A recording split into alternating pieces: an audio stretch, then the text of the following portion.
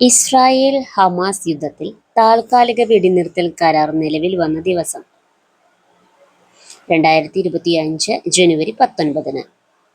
2024 ഓടക്കുഴൽ award ലഭിച്ചത് ആർക്ക്? Sara ജോസഫിന്. ബുദിനി എന്ന നോവലിനാണ് ഓടക്കുഴൽ അവാർഡ് ലഭിച്ചത്.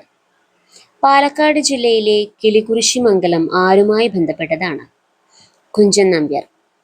അദ്ദേഹത്തിന്റെ ജന്മസ്ഥലമാണ് ഈ ഗ്രാമം.